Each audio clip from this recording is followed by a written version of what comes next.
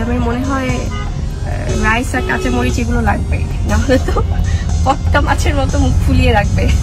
এবার আমেরিকা থেকে লাইভে এসে অপুকে পটকা মাছ বলে ডাকলেন বুবলি, যেটা শোনার পর রীতিমতো ক্ষিপ্ত অপু বিশ্বাস। আমি একদমই লাইভে আসি না এবং আমি জানি না আসলে কিভাবে কি, নাহলে তো পটকা মাছের মতো মুখ ফুলিয়ে রাখবে। তো এই মেমোরিজগুলো আসলে শেয়ার করা আপনাদের সাথে এই কারণেই যে প্রত্যেকটা কাজের পেছনে আমাদের মজার স্মৃতি খুব কমই থাকে। ভিডিও বার্তায় বুবলি বলেন, আমি জানি না আসলে কিভাবে কি হলো, না হলে তো পটকা মাছের মতো মুখ ফুলিয়ে রাখবে। এছাড়াও তিনি বলেন, অনেকদিন পর আমাদের দুজনকে একসাথে দেখে হিংসায় জ্বলে মরছেন তিনি, কিন্তু তারা যখন একসাথে থাকে আমি কখনো হিংসা করি না।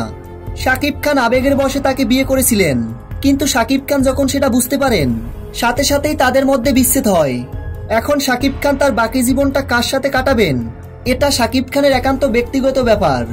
শাকিব খানের এ ব্যাপারে আমি হস্তক্ষেপ আগেও করিনি, এখনো করব না, কারণ আমি একজন মুসলিম ঘরের মেয়ে। এটাই আমার একান্ত আত্মমর্যাদা। সবকিছুই উপরওয়ালার হাতে, তিনি যখন যা খুশি তাই করবে, এতে মানুষের কোনো হাত নেই।